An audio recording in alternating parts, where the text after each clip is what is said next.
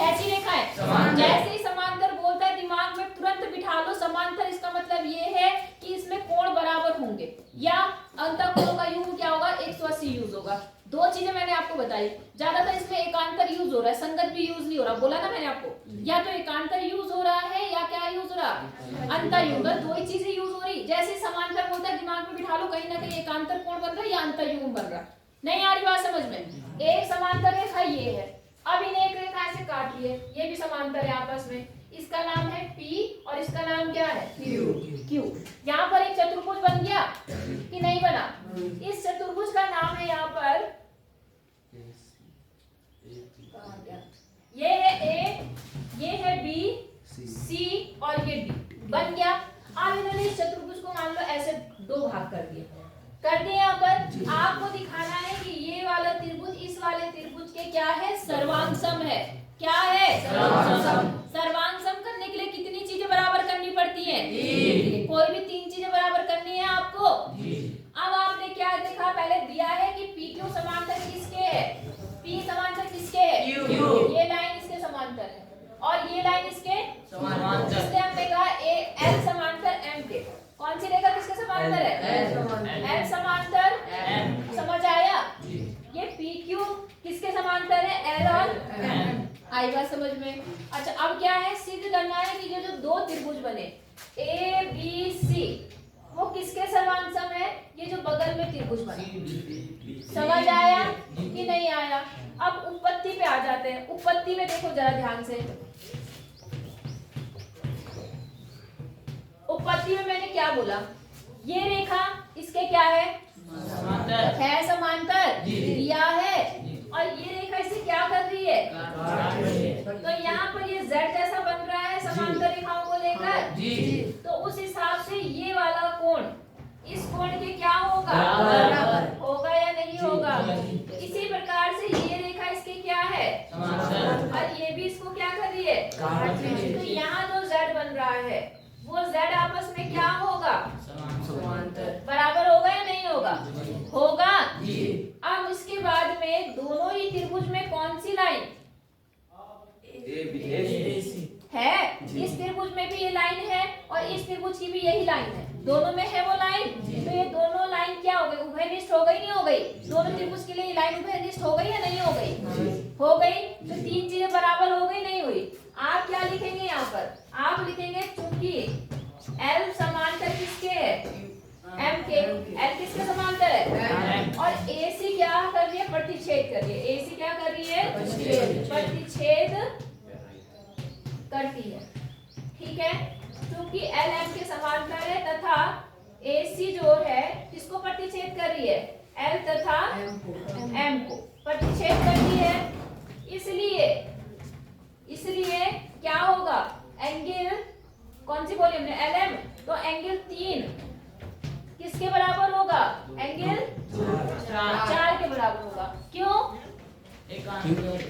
कौन से कोण है ये, एकांतर कोण है। बोलो बात समझ आ गई आपको या नहीं आई?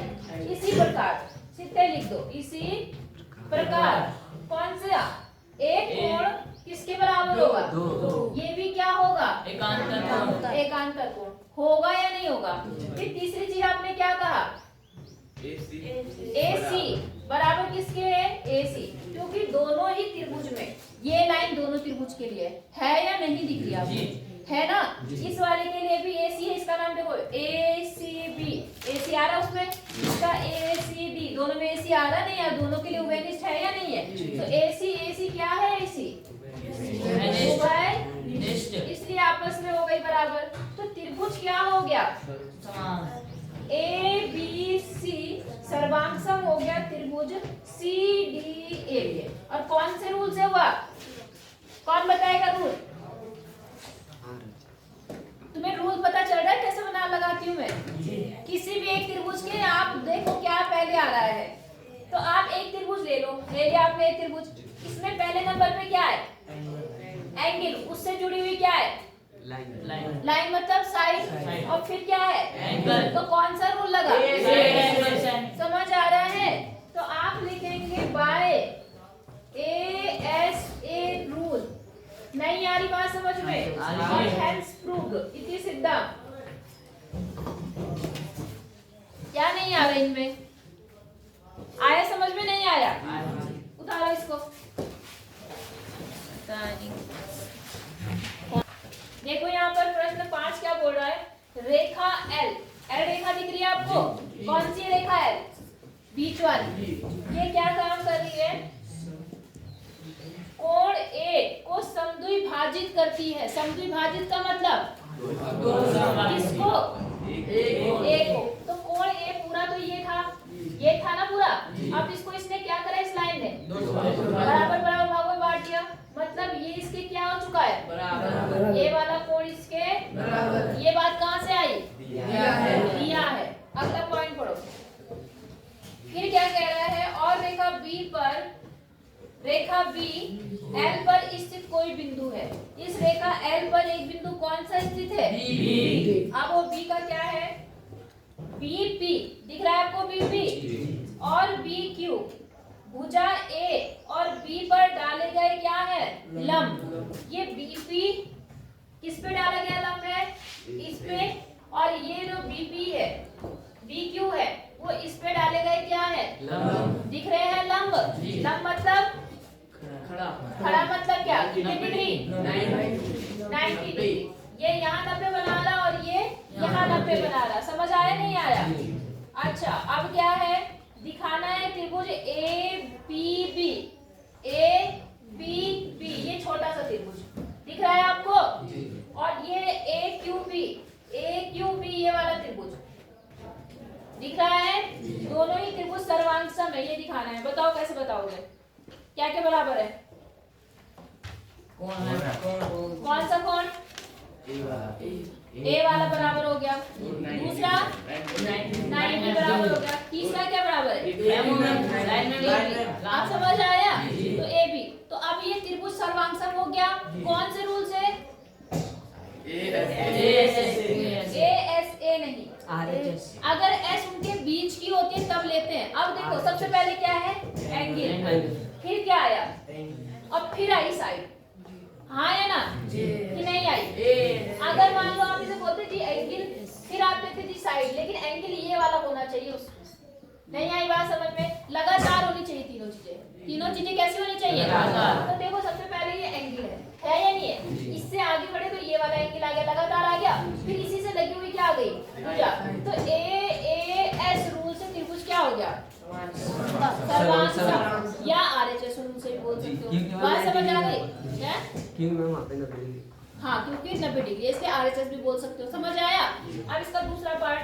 दूसरे पार्ट में क्या बोला कि इसकी बात क्या कहना है कि बीपी दिख रहा है आपको? ये बराबर किसके है? बीक्यू। ये आपको सिद्ध करना है। तो बताओ बीपी बीक्यू के बराबर है या नहीं है? है। क्यों है? 90 डिग्री से बोलोगे। ये इसके बराबर है, आप 90 डिग्री इसलिए बोल रहे हो क्योंकि लंब है। अच्छा, लंब है इसलिए बराबर है। अगर लंब है तो पहले ही बराबर बोल देते हैं। क्यों होता है बराबर बाद में? जब त्रिभुज सर्वांगसम कर देते हैं तो क्या बोला मैंने? अगर त्रिभुज सर्वांगसम हो गए तो इनके सारे पार्ट बराबर होंगे। ये इसके बराबर होगा, ये इसके बराबर, ये कोण इसके बराबर, ये और सारी चीजें भी क्या आपस में बराबर। नहीं आई बात समझ में? तो आप सीधे लिखेंगे जब त्रिभुज सर्वांगसम हो गया तो बीपी बराबर बीक्यू बाय सीपीसीटी। सीपीसीटी का मतलब कि एक त्रिभुज, दो जब त्रिभुज सर्वांगसम होते तो उनके सारे संगत पार्ट आपस में क्या होते हैं? बराबर। इसलिए वो क्या है? आपस में बराबर। नहीं समझ आया? आया जी। अगला पॉइंट इसमें क्या बोल रहा है? बस ये दो ही पॉइंट है, हो जाएगा। ये सवाल करके रखना, सर्टिफिकेट में आके देखूंगी। अगर नहीं होगा तो टांग तोड़ूंगी। समझ गए? बिल्कुल